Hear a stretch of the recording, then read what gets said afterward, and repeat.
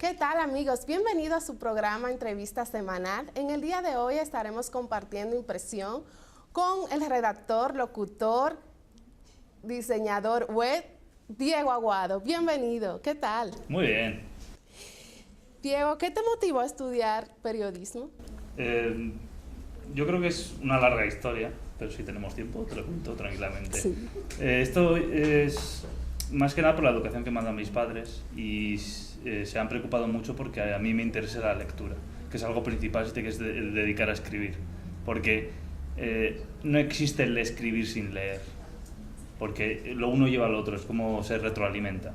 Y mis padres de pequeño me leían cuentos, me hacían vivir lo que es la literatura y posteriormente pues mis padres siempre han sido unas personas que cogían, nosotros estábamos apuntados al Círculo de Lectores, que aquí en España es como una especie de club de lectores que mensualmente te envían una revista que es un catálogo de las novedades que hay en literatura. Y mis padres cogían, me daban el catálogo y me decían, elige todos los libros que quieras de ahí. Actualmente me he leído más de 130 libros, 120, 130 libros a lo largo de mi vida, y eso es porque mis padres me han insistido en ello. Al final la lectura lleva una cosa a la otra y dices, me gustaría intentar escribir lo que yo leo, o sea, escribir algo que a mí me gustase. Y al final pues desarrollas un amor por la escritura, que es lo que me llevó a escribir relatos, y me di cuenta de que el periodismo es la forma más útil de aplicar la escritura. Es una forma de preservar la democracia, porque es necesaria. No existe la democracia sin periodismo. El periodismo tiene que ser libre para que exista una democracia real. Y creo que es una forma muy útil de aplicar la escritura. En el 2013 quedaste como finalista en un concurso de relatos cortos. ¿Por qué dejaste de escribir? No dejé de escribir inmediatamente, pero sí a lo largo de ese año me empecé a percatar de que algo no funcionaba. O sea, yo cuando escribí aquel relato, se titulaba El funeral de mis zapatillas, y quedé finalista, fue para mí un sueño. Fue como, hostias, he conseguido algo que realmente yo quería que la gente aprecie, una pasión mía. Y dije, bueno, pues me voy a seguir presentando concursos para seguir intentando demostrar que lo que me apasiona a mí es algo real, o sea, que puedo llegar a, no sé cómo explicarlo, pero intentar difundir lo que yo escribía, o sea, llegar a más gente. Y no gané los siguientes dos concursos y entonces entré como en estado de depresión respecto a lo que escribía. Me di cuenta de que los otros dos relatos, posteriormente a ese que quedé finalista, había intentado escribir lo que a la gente le gustaría y no lo que a mí me gustaba. Entonces entré en un estado de reflexión, dije, no puedo seguir escribiendo lo que a la gente le gustaría porque entonces no estoy escribiendo.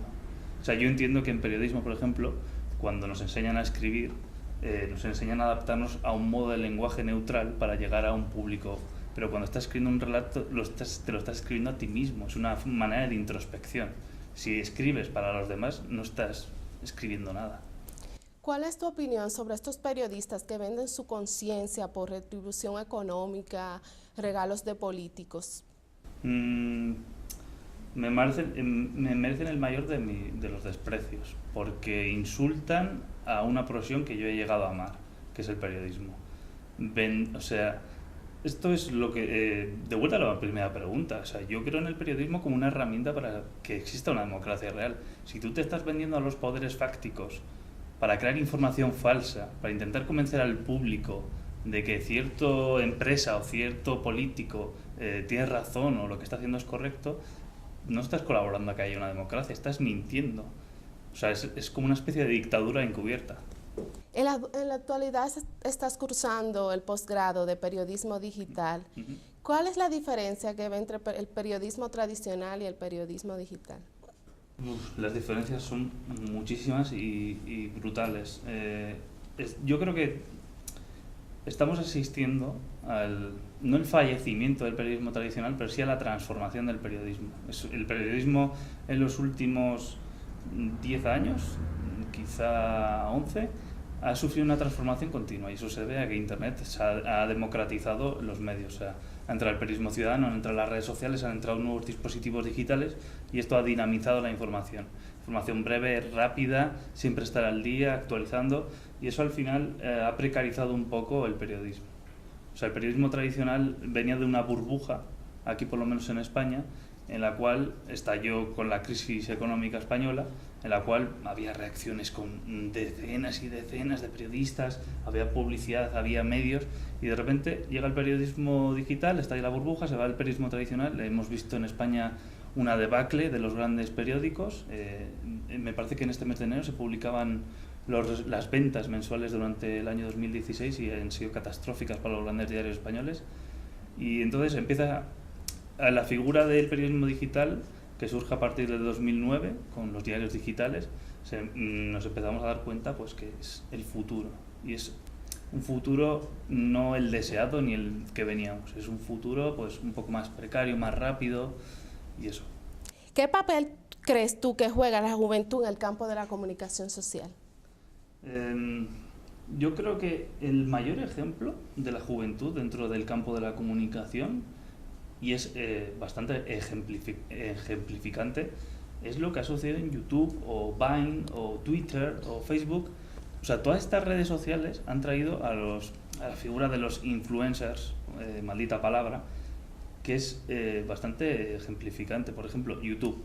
Tenemos los youtubers, o sea, personas, por ejemplo, por irme al caso extremo, tenemos aquí en España al Rubius, tiene casi 24 millones de personas, o sea, no solo llega a España, llega al otro lado del charco, o sea, llega a mucha gente, y hay mucho que aprender, porque los primeros que entran en una red social nueva cuando nace son los jóvenes, para probar cosas nuevas, para compartir algo. Snapchat, pues compartir tonterías de caritas y eso, y luego te das cuenta de que hay gente a la que le gusta y dice, me gusta voy a seguirle, y tienen algo en la manera de comunicar, tienen algo en el formato que crean, que deberíamos fijarnos nosotros los periodistas, esa forma tan familiar de llegar. Yo creo que las redes sociales han roto con aquello de esto es un medio de comunicación y ya está. El periodista se queda detrás de la gran cabecera, el país. El periodista se queda detrás, a no ser que sea un gran nombre. Lo que han hecho los medios de comunicación es poner al individuo, al periodista, como protagonista. Y eso es algo que tenemos que tener en cuenta los periodistas y aprender de ello. En este mismo orden, tienes un canal en YouTube. ¿Qué te motivó a crearlo? Pues esto mismo, experimentar un poco con las facilidades que te da YouTube.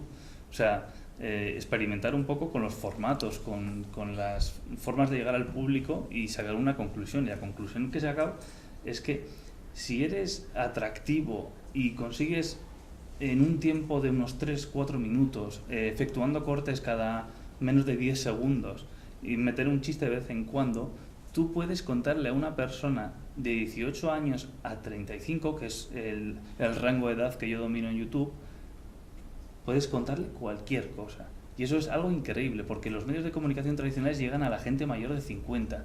Yo llego a personas de 18 a 35 años, que son el futuro del país. Por último, Diego, ¿qué consejo le daría a estos jóvenes profesionales que se quieren insertar en el mundo de la comunicación? Pues yo les recomendaría que no esperen a que ningún medio les contrate, que se lancen con las facilidades que nos da Internet a hacer algo, canal de YouTube, blogger, lo que sea, que se lancen a hacer algo, porque el periodismo no es algo, o sea, tú no eres periodista por tener un título, tú eres periodista por ejercer la labor, y si estás esperando a que alguien te contrate, tú no eres un periodista. Así de simple, o sea que yo animo a la gente a que haga algo. Ahora ya hemos concluido con esta entrevista especial de este joven emprendedor, luchador, periodista, que ha sido una promesa para la comunicación social con un canal de YouTube, con un vasto currículo. Gracias. A ti. Muchas gracias, Diego. A ti.